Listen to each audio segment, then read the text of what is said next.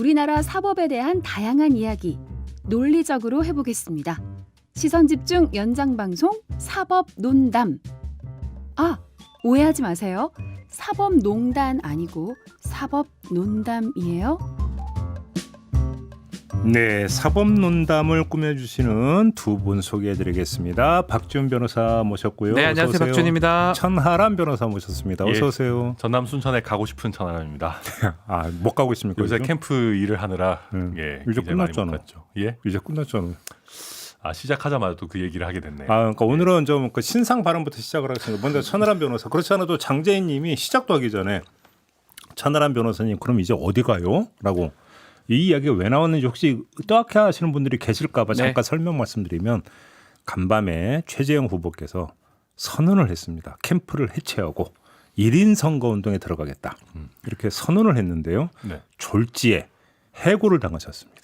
그것도 SNS를 통해서 얘기를 한 것 같습니다. 아, 근데 저는 그 SNS 글을 보고 되게 진짜 멋있다 생각했어요. 멋있다고요? 멋있다고요? 네. 아, 저는 되게 멋지다. 왜냐하면은 저도 사실 후보께 여러 차례 이런 말씀을 드렸어요. 그러니까 지금 트렌드가 캠프가 필요한 세상이 아니다. 오. 그러니까 캠프는 후보가 뜻을 가지고 나면은 실행만 해주면 돼요. 그러니까 우리 당대표 선거할 때 이준석 대표 캠프 보면은 사람 3명이었거든요. 쉽게 이제 어떤 실무 집행만 네. 하면 된다. 집행만 하면 되는 거고 홍준표 후보 우리 방금 또 본 그 방송에 나오셨었지만 캠프라고 할 만한 게 별로 없어요. 그러니까 실행하는 조직은 있지만 조경태 의원 한 명 있었죠. 한 명. 예. 거의 없으시거든요. 이용돈 PD 영입하려다 말았죠. 예, 그러다 보니까 이게 뭐냐면 저희는 캠프가 너무 쓸데없이 많고 의사 결정하는데 사람들이 많이 달라붙어 있으니까 아무것도 결정이 안 되는 거예요. 내가 산으로 간 거예요 그동안? 그러니까 그때 이슈에 대해서 스피드하게 결정도 하지도 않고 후보의 뜻이랑 막 안 맞게 이상하게 가고 이런 것들을 저도 이제 안에서 계속 보니까 저도 후보님한테 말씀을 좀 많이 드렸었어요. 아니 이럴 바에는 그냥 혼자 하시는 게 낫겠다. 근데 저는 그게 약간 농담 반으로 좀 말씀을 드렸는데 실제로 이 정도 결단을 내리실 줄은 저도 사실 몰랐습니다. 그걸 채택을 해버렸네요. 그러니까 쉽게 하면 저기 캠프 인사실장이었구만 천하람 변호사가. 아니요, 그런 정도는 전혀 아니고. 아니면 노무실장. 예, 아니요. 맞습니다. 근데 이제 제가 능력이 부족한 거죠. 사실은 제가 뭐 제 의견을 관철도 시키고 뭐 이렇게 캠프를 잘 돌아가게끔 해야 되는데 저도 아직 제가 정치한 지 얼마나 됐다고 막 그런 능력이 있겠습니까? 저도 이제 꼬레비인데 거기서는 저는 뭐 핵심인 걸 알고 있는데. 전혀 아닙니다. 전혀. 그나저나 네. 아무튼 그럼 이제 해고당한 분에게 한번 여쭤보고 싶은데요. 엊그제 그 윤석열 후보가 노동 유연성을 강조하면서 해고의 자유를 강조한 바가 있지 않습니까? 어떻게 평가하십니까? 저는 같은 보수 정당에 몸담고 있는 사람으로서 그렇게 말씀하시는 게 좀 화가 나더라고요. 그러니까 해고 유연성이라는 게 되게 보수 정당 입장에서 중요한 문제이긴 해요. 근데 중요한 문제일수록 되게 잘 얘기해야 되거든요. 그렇죠. 제가 부정식품 때도 똑같은 얘기를 드렸어요. 그러니까 어떤 규제를 어느 정도 완화하고 왜냐하면 규제를 완화해야지 가격 경쟁력이 생긴다. 그래야 오히려 서민층에게 도움이 된다라는 얘기가 그 얘기를 잘하면 설득이 될 수도 있어요. 아주 잘해야 되는 거거든요. 예를 들면 비정규직 정규직 문제나 해고 유연성을 얘기하려면 최소한 윤희숙 의원처럼 비정규직한테는 차라리 그럼 돈을 더 주자라는 얘기를 해야 돼요. 왜냐하면 정규직은 이제 신분 안정이라는 그런 혜택이 있고 회사 입장에서는 그러면 돈을 조금 덜 주고 사람을 평생 고용해서 안정적으로 쓰든가 아니면 언제든지 자를 수 있게끔 회사 입장에서도 이득을 보는 거잖아요. 그런 거면 오히려 비정규직한테 좀 더 혜택을 받을 수 있도록 해야 된다. 그 정도의 어떤 뭔가 이 서로 기브 앤 테이크를 얘기를 해야 되는데 너무 기업 관점에서만 얘기를 하시는 게 아닌가. 그러면 국민들이 그걸 누가 납득을 그럼 이제 하시겠어요? 마지막으로 신상 발언 마지막 좀 혹시 그 이제 그 최재형 캠프는 해체했고 네. 윤석열 캠프 가십니까? 우리 천하람 변호사님은? 자, 이제 또 윤석열 후보에 대해 쓴소리도 또 많이 해놔가지고 못 가요? 아니 뭐 잘 모르겠고요. 아니, 저는 그리고 제가 최재형 후보님이 앞으로 어떻게 하실지 모르겠어요. 실무자 중심으로 이렇게 하겠다 하는데 저를 실무자로 받아주실지 어떻게 하실지 저도 아직 모르고요. 얘기해 보실지 안 왔고 저는 그리고 그 쉽게 얘기해서 만약에 그렇지 않는다 하더라도 저는 최소한 경선판에서는 최재형 후보님한테 의리를 지키고 그냥 오케이. 무직으로 있을 생각입니다. 하여튼 저는 참 이거 뭐 야당을 봤을 때는 윤석열 후보 악재들이 엄청 많잖아요. 그걸 다 받아 먹어야 되는데 누가? 최재형 후보가? 원래는 그 상황 구도상으로는 음. 일도 못 받아 먹는 걸 보면서 받아 먹는 표현 좀 이상한데 하여튼 전혀 못 받아 먹는 걸 보면서 이상하다 생각했는데 급기야는 이제 캠프를 이제 해체를 했는데 근데 그 받아 먹으려고 하는 사람들이 좀 문제였어요. 그러니까 뭔 얘기냐면 이게 뭐 이제는 캠프가 해체됐으니까 저도 편하게 얘기하자면은 좀 더 공격적으로 해야 된다는 사람도 있었죠. 윤 후보 쪽에 대해서도 좀 더 공격적으로 해야 된다라는 사람들이 있었고 또 어떤 일부의 사람들은 윤 후보 지지자들에게 굳이 반감을 살 필요가 없다. 오히려 그 사람들이 반감 없이 최재형 후보 쪽으로 올 수 있도록 해야 된다라는 얘기를 했는데 아니 경선에서 가만히 있는다고 누가 옵니까? 그러니까 홍준표 후보 보십시오. 홍준표 후보도 윤석열 후보를 때리면서 자기 존재감을 키우고 이제 지지자들이 빠져도 존재감 있는 홍 후보한테 오잖아요. 그러니까 사실은 그 캠프의 일각에서 약간 그냥 기다리고 있으면 우리한테 온다라고 하는 그런 안이한 생각을 갖고 있는 사람들이 있었던 알겠습니다. 거죠. 예. 자, 이번에는 이제 박준 변호사 신상 관련 이야기를 해야 신상도 되는데 있나요? 오늘이 9월 15일입니다. 아하. 벌써요? 운명의 날이 밝았습니다. 밝았네요. 어떤 말씀 주시겠습니까? 일단 김건희 씨 소환 조사 얘기입니다. 사실은 뭐 아실 분들 다 아시겠지만 일단 근데 뭐 절반은 그래도 맞은 것 같아요. 이제 압수수색은 지난 9일에 마무리가 됐다라고 보도가 됐습니다. 그러니까 원래 이제 뭐 8일이다 7일이다 보도가 있었는데 9일날 그 분석까지 끝났다는 보도를 봤거든요. 그렇다면 지난주에 마무리를 했고요. 원래대로 수순이라면 조사를 했을 겁니다. 그러니까 비공개로 소환했을지도 모른다. 원래 저희가 아는 이제 패턴 수사 패턴이라면 뭐 압수물 분석이 끝난 이후에 시간 끌 이유가 없거든요. 네. 중간에 참고인이 있다면 참고인 부를 수가 있지만 이 사건 참고인은 뭐 아주 극히 드뭅니다. 그렇다면 뭐 월화 오늘 수죠. 네. 어제 좀 했을 가능성이 저는 아니 오늘이나 너무 아유. 자기 아니, 그냥 무덤 파는 그거는 거 아니야? 그러니까요. 거의 무슨 어차피 비공개니까 우리는 나중에 이제 알게 될 겁니다. 이거를. 아니 지금은 알 저는 수가 어떤 말씀 없습니다. 드리려고 했냐면 자, 뭐 9월 15일에 김건희 씨가 소환될 거다라는 것은 사실 그냥 하나의 어떤 그냥 그 악센트로만 했던 거지 수사가 급비치를 해서 마무리 국면으로 간다라는 뜻으로 나는 이해를 했고 그렇게 놓고 본다면 지난주에 압수수색까지 있었으면 거의 대부분 맞춘 거다. 제가 이렇게 이야기하려고 했어. 근데 뭐 어제 비공개 소환했을 거다라고 얘기를 해버리면 죄송합니다. 왜 자기 무덤을 파냐고. 15일이 너무 부담스러워요. 이게 비공개가 되겠습니까? 솔직히 어제 했었으면 소문 다 났죠 벌써 지금 법조기자. 근데 사실은 근데 그 기류와 추이를 보면 박준 변호사가 맞춘 거예요. 거의 반은 맞추셨다. 그럼요. 봐요. 예. 감사합니다. 네, 평가합니다. 요새 모델도 되시고 진짜. 그러니까 너무 인생에 잘 더 나가는 섬기신 것 같습니다. 그러니까 그 짤짤이 쇼도 진짜 재밌고. 그러니까 예, 예. 뭐 그냥 전돔 이제 대권 도전만 하면 될 것 같아. 대권을요? 말도 안 됩니다. 어. 뭐 어쨌든 뭐 안 되면 추석 이후에는 하겠죠. 근데 그냥 여기서 가만히 있으면 돼. 가만히. 박준 변호사님 민주당 대권 도전하셨어도 제 생각에 이번에 한 4위는 하셨을 것 같은데요. 예? 느낌이. 한 4위, 5위권은 하시지 않았을까. 그래요? 무슨 소리 하십니까 지금? 민주당도 아니에요 저는. 그렇죠. 예. 당원도 아니고 아무것도 아닙니다. 자, 그러니까 상당 부분 그러니까 흐름을 정확히 맞추셨다. 네, 제가 이 말씀을 드리겠습니다. 천만 그 긴장을 했어요. 다행이네요. 뭐 저희 파트너인데 제가 이렇게 이제 실드를 차야죠, 그죠? 예. 네. 흐름을 정확히 짚은 거지, 맥을 짚은 거지 정확히. 그러니까 시사 평론에서 그러니까 따라오는 전망은 점쟁이로 맞추는 게 아니라 맥을 짚는 기능이죠, 엄밀하게 얘기를 하면. 그죠? 그럼요. 그거 뭐 날짜 맞춰서 뭐 합니까? 그러니까 예. 맥을 짚은 거니까 흐름을 정확히 짚은 거죠. 인정합니다. 감사합니다. 네, 왜냐하면 한우를 먹어야 되기 때문에 이렇게 얘기를 해야 돼. 마무리하고 오늘 본론으로 좀 들어가도록 하겠습니다. 지금 뭐 너무 어지러운데 이번에는 이른바 총장 장모 의혹 대응 문건이라고 하는 게 나왔어요. 네. 앞서서 이제 저희 본방에서도 2부에서 두 분과 차례로 입장 들어봤는데 천하람 변호사는 이 문건 성격을 어떻게 지금 보고 있어요? 저는 이거 봐야 되겠지만 검찰은 이런 거 하면 안 된다고 생각해요. 오, 어떤 점에서? 왜냐하면 그러니까 그 뭐 다른 기관들 원래 뭐 그런 기관들이 여러 개 기관장 가족 내지 기관장에 문제가 있으면 대응하는 문건들 만들 수 있습니다. 뭐 당연하죠. 왜냐하면 기관장이 흔들리면 이제 그 기관도 흔들리니까. 근데 검찰이나 경찰은 자기들이 직접 수사를 하는 곳이잖아요. 그렇죠. 그러니까 글쎄요. 물론 아주 이론적으로 보면 대검 그중에서도 기획부서는 직접 수사를 하는 기능을 별로 안 하고 그냥 총장 신상에 무슨 문제가 있을까 봐 우리가 이슈 정리하고 뭐 대응 방안이 어떻게 한다라는 거를 만들 수 있다. 이론적으로는 맞는 말인데 근데 이 사람들도 결국은 검사잖아요. 자기 친구들도 다 검사고 후배들 선후배 다 검사인데 이 사람들이 이런 걸 만들어 놨을 때 과연 검찰 조직에 미치는 영향이 그러니까 수사 부분에 미치는 영향이 0이라고 할 수 있을까? 네.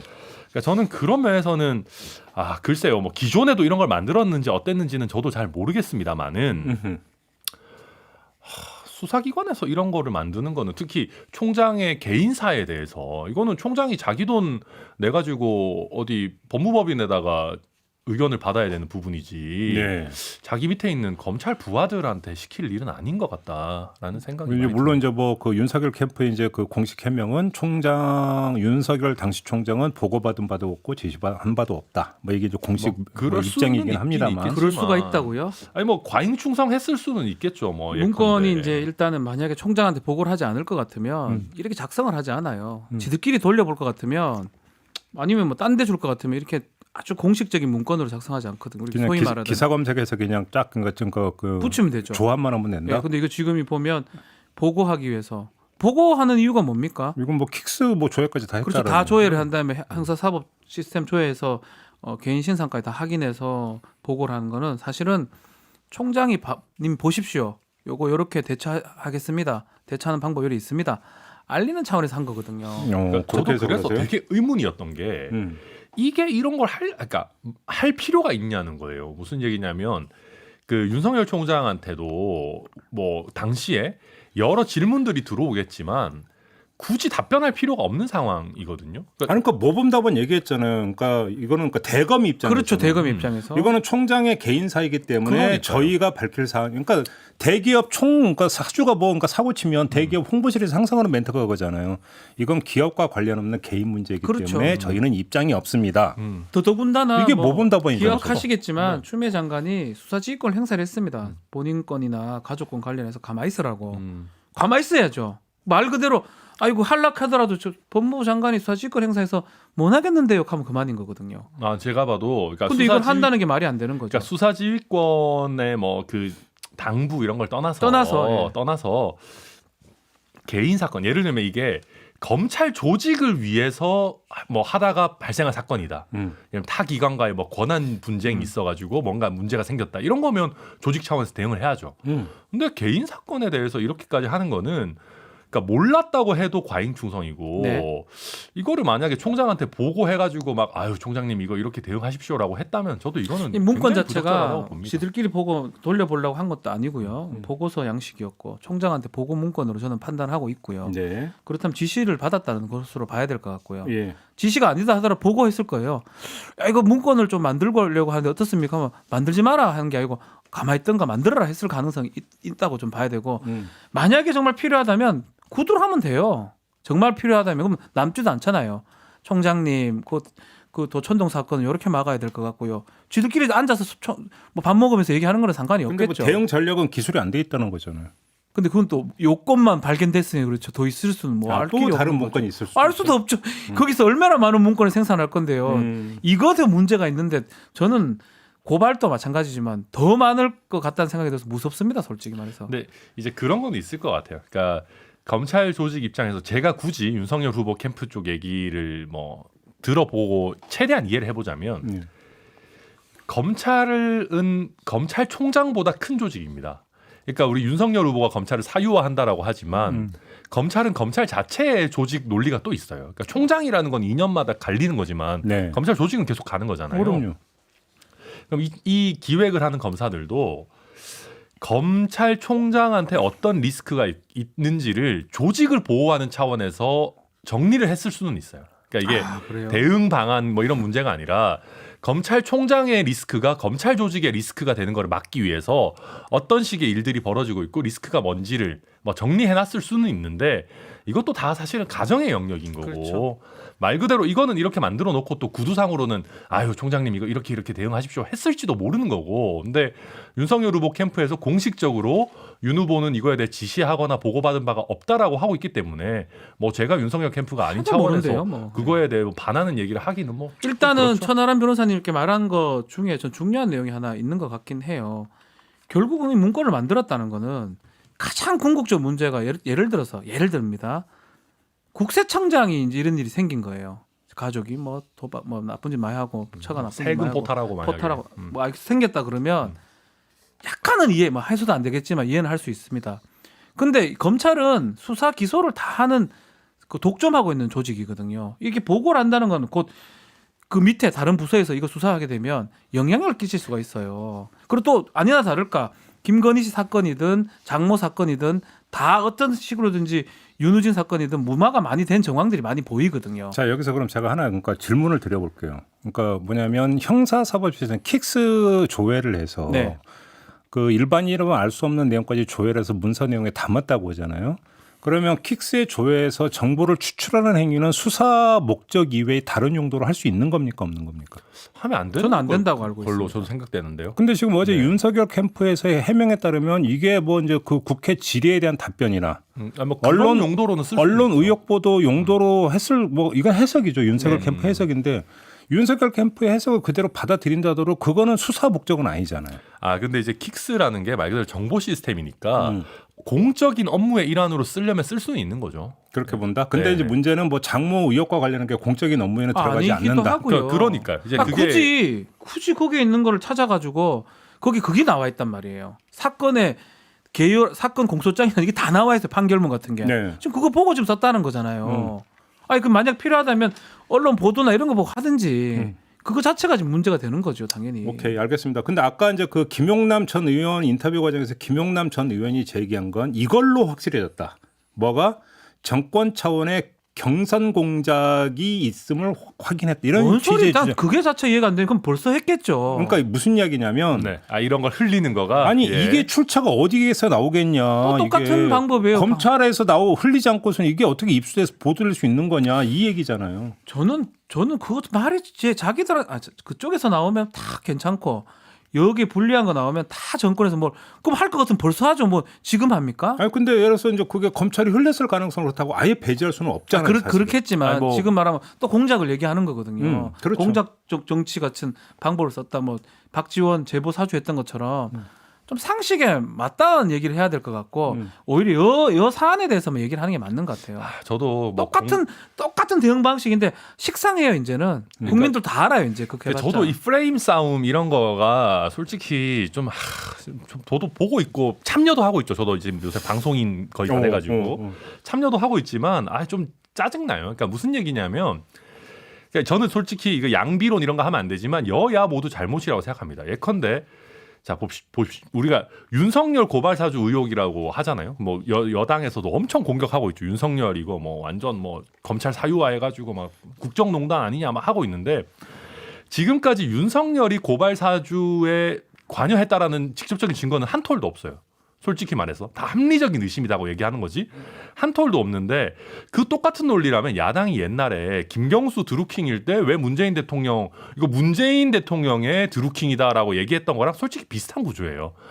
또 똑같이 박지원의 고발 뭐라고 하죠? 그 무슨 제보 사주 그것도 마찬가지거든요. 뭐 밥 한 번 먹었고 아직 구체적으로 제보 사주를 뭘 어떻게 했는지 나온 것도 없는데 이것도 또 제보 사주다 프레임 씌워가지고 무슨 윤석열이냐 박지원이냐 지금 이러고 있는데 저는 그런 그 프레임 싸움은 좀 약간 너무 좀 그렇고 각자 좀 정신 차리고 사실관계가 나오는 거에 따라 가지고 얘기를 해야 된다. 저는. 그렇죠. 그러면 지금 예. 천하람 변호사가 아주 자연스럽게 이제 그 주제를 이동을 시켜줬으니까 그 얘기까지 마무리합시다.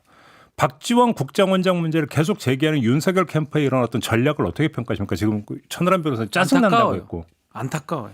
안타깝다. 왜? 저는 그냥 그 첫날 기자회견부터 쭉 그 상황을 봤을 때 잔뜩 화가 나가지고 이제 그 캠프하고 그렇게 상의 안 하고 기자회견 한 걸로 보이거든요. 네. 김웅 기자회견 한 그날 당일날 그것 때부터 봐서 난사하는 느낌이에요. 뭐 추미애 사단이다, 최강욱 뭐 어쩌고저쩌고 계속 하다가 급기야는 홍준표 쪽이다라고 얘기까지 지금 해버린 거거든요. 박지원, 홍준표. 네. 자기 주위에 있는 모든 사람을 지금 난사를 한 겁니다. 전 전략적으로도 지금 미스인 게 제가 만약 윤석열 캠프 쪽이라면 한 사람하고만 싸워도 이게 될똥말똥 하거든요.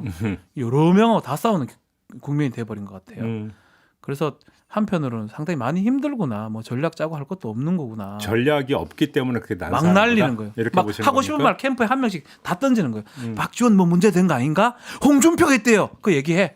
추미애 해기해 뭐 이런 방식으로 보여서 결국 뭐 하나가 둑이 무너지면 완전히 무너질 가능성이 좀 있지 않을까 그런 생각을 좀 합니다. 저는 뭐 모르겠어요. 제가 뭐 윤석열 캠프가 아니니까 저는 더 얘기하기가 조심스러워요. 솔직히 윤석열 캠프에 나름대로 전략이 있겠죠. 설마 그 사람 많은 캠프에 전략이 아예 없겠습니까? 근데 이제 저는 여기서 한 가지 지적하고 싶은 거는 우리가 박지원 그 제보 사주다라는 프레임도 지금 현재로서는 과하다. 저는 인정해요. 저는 그렇게 생각하는데 근데 박지원 국정원장도 솔직히 오해를 살 만한 행동을 했어요. 그거는 맞아요. 그러니까 밥 먹은 거? 밥 먹은 거는 그렇다 치는데 네. 경향신문이랑 인터뷰한 거 있잖아요. 네. 거기서 뭐 자기가 윤석열 뭐 비밀 많이 알고 있고 그러니까 무슨 얘기냐면 국정원장의 우리 국내 정치 개입 의무가 국정원법상 되게 엄격하게 되어 있거든요. 저는 이 인터뷰야말로 국내 정치 개입 아닌가. 아 근데 그건 좀 약간 오독인 것 같은데 네. 박지원 원장 그 경향신문 인터뷰도 저도 봤는데 자, 그러니까 윤석열 그 후보고 밥도 먹고 술도 먹었다는 얘기는 과거 이야기인 것 같고 그러니까 뭐냐면 당신들이 내가 조성은하고 밥 먹은 걸 가지고 뭔가 뭐 개입하고 이렇다고 한다면 나 옛날에 윤석열하고도 밥 많이 먹고 술 많이 먹었거든. 그러면 그건 어떻게 할 건데 이런 식의 반문. 저는 그렇게 읽었거든요. 오히려 저도 인터뷰를. 좀 비슷하게. 근데 이제 그렇다 하더라도 예를 들면 그런 얘기 했잖아요. 내가 입 다물고 있는 게 자기한테 유리하다. 나를 왜 잠자는 호랑이 꼬리를 밟냐. 그러니까 이게 뭔 말이냐면 국민들한테 윤석열 후보 구린 거 많이 알고 있다라는 시그널을 주는 거잖아요. 아니 진짜 그렇지 않습니까? 우리가 아무리 좋게 해석을 하려고 해도 뭔가 윤석열 후보 약점 많다라는 시그널을 주는 건데 이게 왜 국내 정치 개입이 아니에요. 그러니까 자기가 억울하다라는 선까지 디펜스하는 인터뷰는 그렇다 칩시다. 아 조성은이랑 밥 한 번 먹은 거 가지고 나한테 왜 그러냐. 나 그날 그런 얘기 안 했습니다라고 하는 것까지는 괜찮아요. 자기 방어권이니까. 근데 여기서 더 나아가서 내가 이별면 윤석열 다칩니다라고 얘기하는 거는 아무리 좋게 봐주려고 해도 이건 국내 정치 개입이죠. 일종의 협박이다. 당연하죠 이거는. 저는 이제 그 부분이 좀 보이더라고요. 아, 참 대단하다. 조성은 씨 SNS 일단 SNS 좀 안 하는 게 맞다 이런 생각이 많이 들고 일단 저는 잘하지 않지만 퍼거슨의 말씀이 맞죠. 네, 예. 인생의 뭐 낭비다. 시간 낭비다. 낭비다. 예. 근데 SNS를 다 뒤져봐서 찾은 것 같아요. 너무 뭐라도 한번 찾아내야 될 그런 강박관념에 예. SNS 찾아보니까 박지원하고 연결성을 찾아본 것 같고 음흠. 한편으로 왜 그렇게 했는 걸 또 따져보니까 너무 자명하고 너무 명료해요. 이 사건은 사실 얘기할 거리가 없어져 버려요. 손준성 보냄 거기서 게임이 끝나버리기 때문에 예. 저라도 그랬을 것 같아요. 뭐 그냥 CCTV 다 나와 있는데 이거 갖고 아이라고 말하면 웃긴 사람 되는 거고 그런 상황에서 어떡하지 SNS 찾아봐. SNS 캡처 박지원이 나옵니다. 박지원이 그거 왜 나와? 밥을 먹고 있어요. 야 만들자. 그러니까 저는 그런 느낌이 너무 들어요. 아니 뭐 이거 만들자 안 만들 떠나가지고 그래서 지금 이까지 온 것 같아요. 근데 만약에 박지원 그게 없었다 하더라도 그 조성은 씨의 SNS에 뭐라도 찾아가 왔을 거예요. 뭐 차가 뭐니, 차 때문에 이런 일이 일어났니, 뭐 사실 이런 거라도 뭐라도 했을 것 같아요. 왜냐하면 다른 사건과 다르게 이거는 너무나 자명합니다. 이거는 뭐 저라도 우리 그 DNA 검사하면 99.99999 나오잖아요. 100%라는 얘기거든요. 여기 99.9999999 그 손준성이라는 거예요. 뭘 더 이상 변명을 합니까? 알겠습니다. 근데 여기서 또 이제 제가 또 이제 특유의 버릇이 나오는데 새길로 한 번만 빠지겠습니다. 저는 그래서 박지원 원장의 그 멘트를 보면서 이상했던 게 왜 네. 잠자는 호랑이의 코털이라고 안 하고 꼬리라고 했을까? 본인이 뭐 코털이 많이 없으신가 보죠, 뭐. 예. 아, 겸양의 표현일까요? 저도 못 느끼지는 못했는데 그 코털이 통상 코털 건드리지 말아요. 원래는 이제 잠자는 사자의 코털이고 호랑이. 그잖아요. 근데 잠자는 호랑이의 코털이라고 안 하고 왜 본인을 꼬리라고 표현을 했을까? 아 겸양의 표현인가? 그것도 보수언론에서 자신을 꼬리라고 생각하고 자르려고 하는 거 아니냐 이렇게 쓰는 거 아니에요? 아니죠. 꼬리 밟으면 더 아프니까. 예, 코털 그렇지, 뽑는 것보다. 자동차가 어떻고 이런 거 보도하는 건 저는 정말 어이가 없습니다. 근데 저는 그 사람이 뭐 외제차를 타든 뭐 국산차를 타든 그게 뭔 상관이 있습니까? 그러니까 뭐 그걸 보도하고 앉아 있습니까? 근데 이 정도 중요한 사건이면 제보자의 신뢰성도 뭐 어느 정도 중요한 쟁점이 될 수밖에 없죠. 근데 그게 당연하다면 당연한 부분인데 저도 언론이 좀 과열돼 있다는 거는 뭐 어느 정도 저도 동의하고 대신에 어제 이제 오늘인가요? 노컷뉴스 보도 보니까 그 제보자 조성은 씨가 김웅 의원이랑 직접 얘기했던 그 텔레그램 방은 폭발을 이미 했다라고 하더라고요. 그러니까 이게 저도 그 기사 봤는데요. 네. 뭐 이거 새로운 사진 같은 거 별로 그거 같지 않던데요. 무슨 그래요? 얘기냐면 네.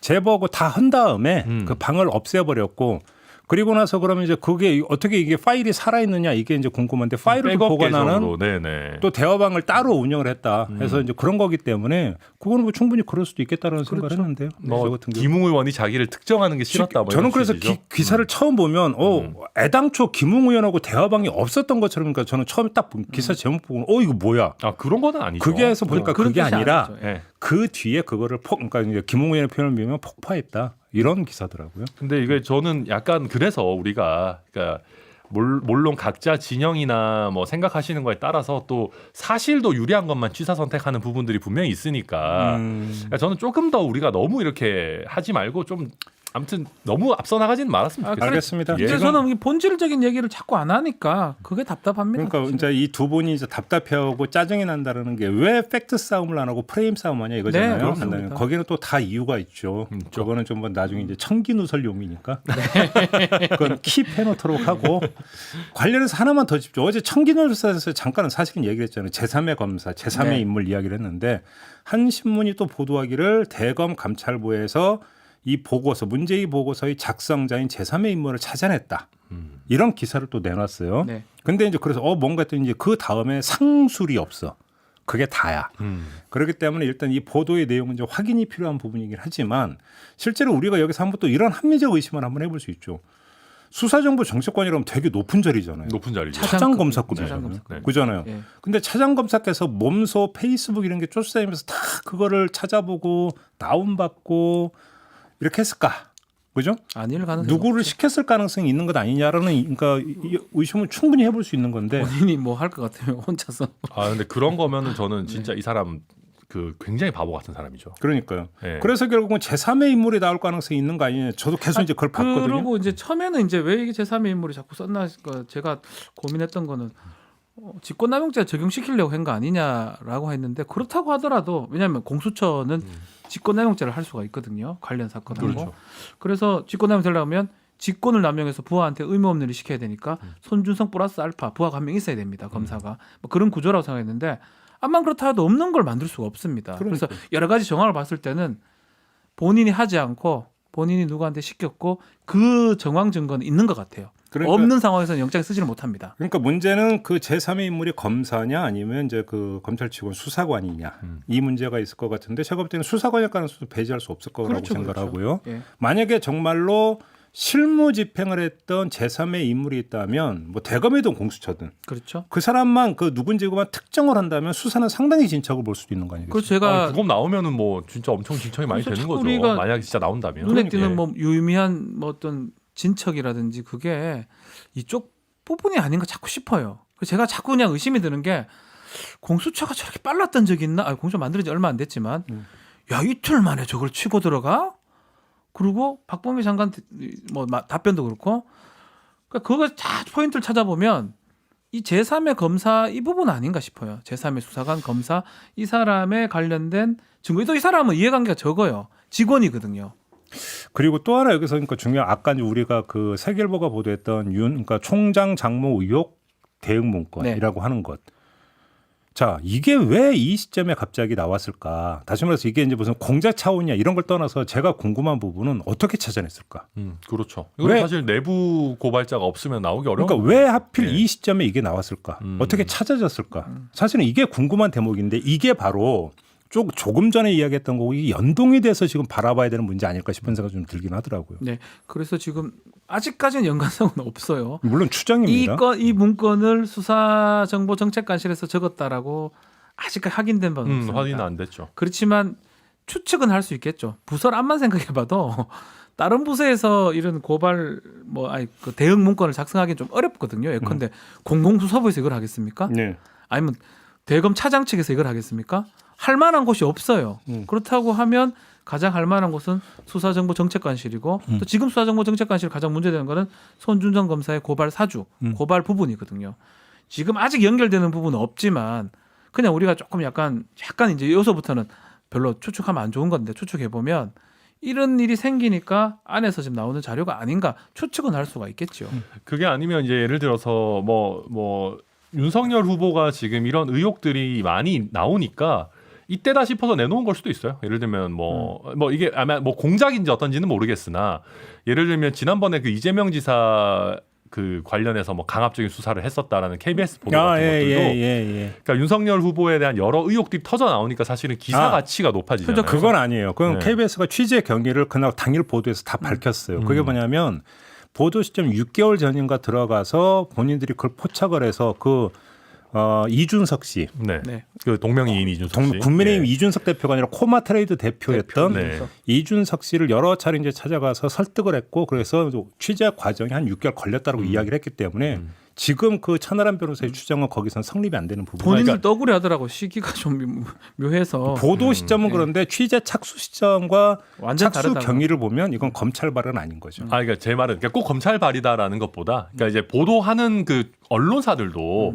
지금 이런 게 화제성이 더 크니까 예를 들면 좀 더 이전부터 갖고 있었더라도 지금 터트리는 걸 수도 있고요. 뭐 그건 좀 더 봐야 되겠지만, 네, 뭐. 근데 저는 좀 그런 생각이 들어요. 그러니까 아까 손준성 검사 아닌 제3의 검사 내지는 제3의 누가 있다 네. 막 얘기가 나오는데,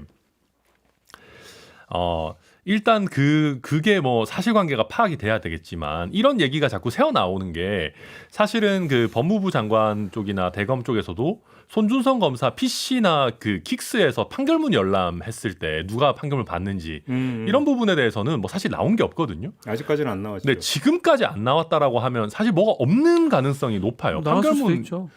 글쎄 뭐 안 나왔다라고 보도가 엄청 많이 그다음에 또 나오던데. 이미 예. 그 했던 게 뭐냐면 등본 상태로 전달이 되기도 한다고 하니까. 그렇죠, 그렇죠. 이것도 그러니까 아주 이제 그거는 예외적인 뭐냐면 거죠. 출력물로 전달이 된다라는 거. 뭐 네. 복사본이 될 수도 있는 그래서 거고요. 여튼 이게 뭔가 제 생각에는 그러니까 이런 것들 제3의 검사가 있을 수도 있다 이런 식의 보도들이 새어 나오는 게 아니 이거는 뭔가 보도, 실체가 있다라는 거를 이제 보도라기보다는 계속해서 이렇게 나오는 게 아닌가. 새로 나온 게보다 이거는 네. 제가 봤을 때는 영장에 적시된 사실이거든요.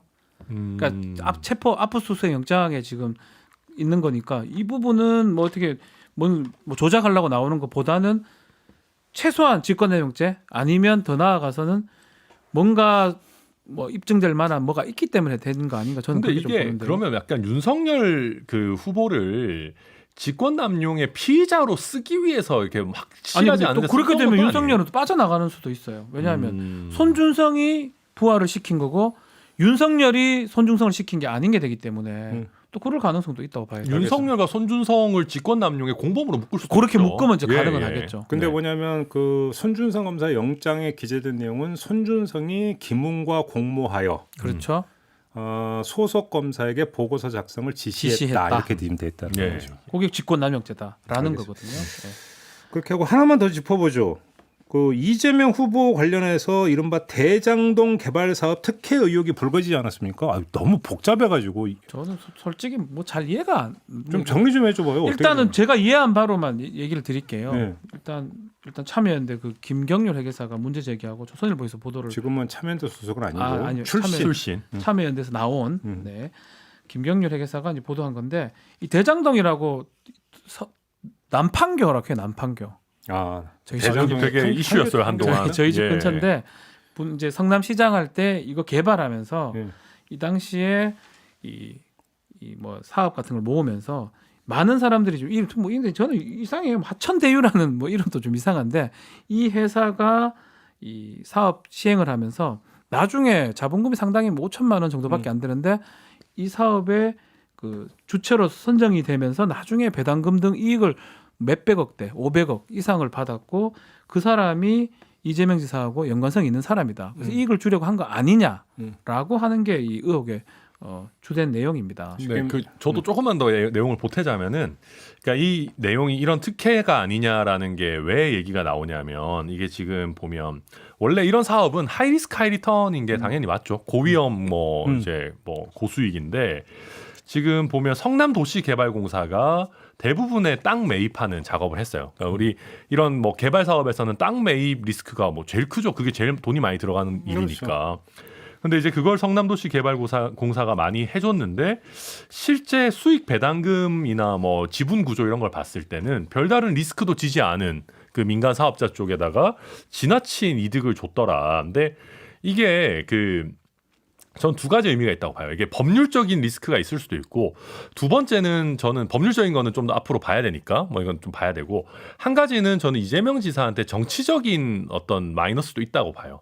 그러니까 이재명 지사가 우리가 느끼기에 뭔가 대기업 내지는 기업들의 이권을 좀 때려잡으면서 뭔가 이렇게 서민들, 우리 뭐 대동세상 내지는 억강부약 이런 식의 얘기들을 많이 하셨었는데 결국 정작 본인의 성남도시개발공사와 관련해가지고는 시민들의 세금으로 운영되는 도시개발공사는 온갖 위험을 다 지고 비용 부담 많이 하고, 결국 수익 배당금은 뭐 알지도 못하는, 들어보지도 없는 무슨 화천대유 같은 이런 회사에서 엄청난 수익금을 가져가고, 이게 과연 이재명 지사가 얘기하는 억강부약과 맞는 거냐. 근데 그리고 이제 뭐 그런 얘기들이 나올 수 어제 있겠죠. 이재명 지사가 이제 직접 기자회견에서 반박을 한 거잖아요. 네네. 그래서 뭐냐면 이제 개발 사업에 들어가면서 그러니까 이 그 개발사가 이익을 보든 손해를 보든 그 우리 상관할 바 아니고, 그렇죠. 다만 여기서 만약에 이걸 개발을 해서 그러니까 성남시 얼마를 갖다 줘야 된다라고 계약을 맺었고 그 계약이 부당한 게 아니라고 한다면 그 나머지 영역에서 이익을 받건 손실을 받고는 성남시가 상관이 관여할 없다. 사안이 아니지 않느냐, 이런 취지의 그래서 핵심은 반박을 사실 그걸로 내놨거든요. 돼야 돼요. 지금 저도 이 사업이라든지 이런 것들이 뭐 왜 이런 문제 제기를 하는지 사실 정확하게 이해는 안 되는데, 네. 저는 이제 그런 데 포인트가 있는 거거든요. 법률로 가다 보니까 그 6명 투자자가 6명이라고 합니다. SK증권하고 또 신탁으로 참여한 사람들이 그 사람들이 어떤 이해관계가 있고 뇌물을 줬는지, 그 뭐 성남 시장 관계에 뭔가 뭐 부조리가 있는지, 이 부분이 저는 포인트라고 보거든요. 이 사업이 전반적으로 진행되는 거는 사실은 김경률도 잘 모를 거고 조선일보도 모를 겁니다. 지금 성남 시장에서 얘기하는 부분이 있는 거고요. 그래서 우리가 법률적으로 문제되는 부분은 뭔가 뇌물이나 이권을 갈린 게 돼 있고, 지금 그 하천대유의 대표라는 사람이 이재명 지사하고 관계성이 있거든요. 지금 주장은 아들이 그 취업했다 뭐 이런 얘기도 있는데, 그런 것들이 있다 그러면 좀 문제성이 있겠죠. 그게 저는- 포인트가 돼야 되는데, 사업을 뭐 어떻게 잘못됐다는 식으로 이렇게 바라보는 거는 조금 문제가 있는 지적이 아닌가 저는 아 근데 싶어요. 저는 좀 생각이 다른 게, 뇌물이나 특혜가 있으면 당연히 그거 엄청나게 큰 문제죠. 뭐 그거는 그렇죠. 당연히 바로 밝혀질 수 있고 큰 문제인데, 그게 아니라 하더라도 이 정도로 공공개발 사업 크게 하는 거, 대장동 개발 사업 꽤 큰 사업이거든요. 근데 여기에 사실은 듣도 보도 못한 약간 개인 사업자 같은 자본금도 얼마 안 되는 회사가 이렇게 이익을 많이 가져가는 형태로 설계되는 건 되게 드문 일입니다. 그러니까 그러니까 개발 사업의 규모에 비해서는 그 뭐 자본금이 5천만 원밖에 안 되는 회사가 참여기를 열어줬다는 것 자체부터는 좀 그러니까 뭔가 좀 시행사의 규모나 이런 것들도 원래는 다 나름대로 그 기준이 있거든요. 예. 그래서 그 기준이 어겼는지 아니면 찾아보면 되는 그렇죠. 거죠. 그런 것들은 계속 그걸 봐야 얘기를 되는 해야 부분이죠. 되지. 그러면 정부나 각종 지자체의 모든 사업 다 똑같아요. 저는 이거를 얘기할 이유가 저도 그렇게 생각합니다. 김경률이나 이런 사람들이 이제 뭔가 찾아보려고 하다 보니 찾아낸 것 같긴 한데, 저 똑같은 생각이에요. 근데 각종 그렇다 지금 개발 지자체 다 사업에서 똑같아요. 맞아요. 아닌데 저도- 어디 있겠습니까? 저도 지자체들이 이런 식으로 예를 들면서 다 그러면 다 문제가 자기가 있죠. 신세 졌던 회사에, 그러니까 듣도 보도 못한 조그마한 회사에 신세 갚으려고 넣어주고 이런 건 당연히 어떤 지자체든 하면 안 되는 거죠. 근데 그렇죠. 이거는 뭐 예를 들어서 뭐 이 화천대유 뭐 듣도 보도 못한 거의 개인 사업자 같은 회사에다가 이 정도 프로젝트를 넣어준다? 저는 이거는 당연히 어느 정도 살펴봐야 되는 가치는 있다고 봅니다.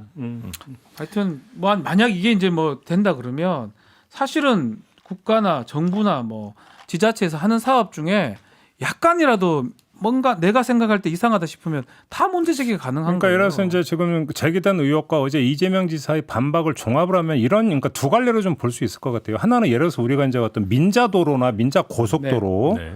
이런 것들 하면서 이제 그 관하고 계약을 맺을 때, 그래서 뭐 그러니까 그 완공으로부터 30년 동안 예를 들어서 어떤 그 개발비를 회수를 하기 위해서 얼마 그렇죠. 네, 뭐 이걸 하게 미니멈 한다. 개런티도 해주고. 네, 그러니까 여기서 계약을 맺게 되는 거고, 더 나아가서 만약에 예상 수익이 발생하지 못해서 뭐가 되면은 얼마를 보조해 준다. 그렇죠. 이걸 가지고 그러니까 이게 특혜라고 이야기하는데 아무 데도 없는 거잖아요. 그렇죠. 그잖아요. 제가 그 말을 예전에 하는 거예요. 다 아니, 그렇게 근데 사업하기도 하고요. 맥쿼리 이런 거 얘기 나왔을 때도 그 최소 수익 보장이라고 하잖아요. 그 미니멈 개런티를. 그런 게 과다하냐. 그러니까 쉽게 얘기해서 계약이 돼 있기 때문에 문제가 없다라고 하기 시작하면, 아니 그러니까 지금 여기서 갈라서 봐야 되는 것은 그 계약이 적정한 계약이냐의 문제와 이게 반칙이 동원된 특혜냐는 그렇죠, 차원이 그렇죠, 다른 얘기니까 그렇죠. 네. 후자를 이야기하지는 않는다라는 거죠. 그러니까 그러니까 이재명 지사는 어제 그 점을 강조해서 이야기를 한 것 같고, 예. 지금 이제 천하람 변호사가 이야기하는 것은 뭐 설령 그것을 인정한다고 손치더라도 그러면 이 그 시행사가 그러니까 어느 회사고 이것이 적정한 자격을 가지고 있느냐. 그렇죠. 그리고 이 사람들이 선정된 데 있어서 정말 적정한 그 심사를 거쳐서 이 사람들로 한 거냐. 이건 네. 또 다른 포인트다 이 얘기가 되는 네, 거죠. 맞습니다. 이렇게 이제 두 갈래로 나눠서 보면 되는 거 아니에요? 그렇기 때문에 그 두 갈래로 나누는데 지금 김병률이나 지금 조선일보에서 문제 제기는 두 번째로 보거든요. 첫 번째라면 뭐 당연히 문제 제기할 수 있는 거고 그건 뭐 심각한 부분인데 그렇다면 모든 사업이 그런 문제 제기를 할 수 있다라는 거죠. 당연하죠. 그러니까 그거는 예를 들어서 그러니까 이게 뭐냐면 뒤에서 그냥 그 한 것도 아니고 만약 계약서에 명시돼 있다면 그 자체가 합니까? 그 자체가 예를 들어서 비리나 비위로서 어떤 갈 수 있는 부분, 그러니까 계약을 잘했느냐 못했느냐라는 그렇죠. 행정 결과에 대한 평가는 나올 수 신입니까? 있겠지만, 아 근데 그 그건 계약을 모르겠습니다. 예를 들면 부적절한 업체 계약을 했다라는 거에 나오면 그거는 그 자체가 문제가 문제가 되죠. 당연히 되는 문제가 거고, 되죠. 그러니까 당연히. 그건 다른 네. 갈래 이야기. 그건 네. 당연히 문제가 되죠. 계약 내용과 이제 그 계약 그럼 경위 적절성을 따져봐야 되는 거죠. 굳이 그렇죠. 한다면 계약 내용과 네. 계약 경위. 제가 그 말씀드린 게 딱 그거예요. 제가 표현을 못해서 그런데 너무 답답해서 뭔 말인지도 모르는데 써놨고 해석을 하려고 하니까 그래 따지면 정부 거 다 문제될 수 있거든요. 그러니까 예를 들어서 계약 내용 자체가 특혜냐 그렇죠. 아니면 계약 경위에서 뭔가 특혜성 소지가 있었는가. 네, 왜냐하면 두 이 가지로 회사가 나눠서 뭐 네, 특별한 맞습니다. 그런 뭐 어떤 트랙 레코드, 그러니까 기존에 뭔가 성과가 있는 회사가 아닌 걸로 저도 보도를 보면 보이는데 이분들이 뭐 어마어마하게 돈을 또 땡겨 와가지고 뭐 이 사업을 해가지고 뭐 어마어마한 수익을 챙겨갔다고 하니 네. 그 부분은 또 찾아봐야 되는 거죠. 예, 알겠습니다. 그건 이제 점검 포인트로만 네. 남겨놓도록 하고요. 오늘 사법논담은 이렇게 좀 마무리를 하도록 하겠습니다. 천하람 변호사, 박지훈 변호사 두 분과 함께했고요. 저도 물러가고 내일 아침에 다시 인사드리겠습니다. 고맙습니다. 감사합니다. 수고하셨습니다.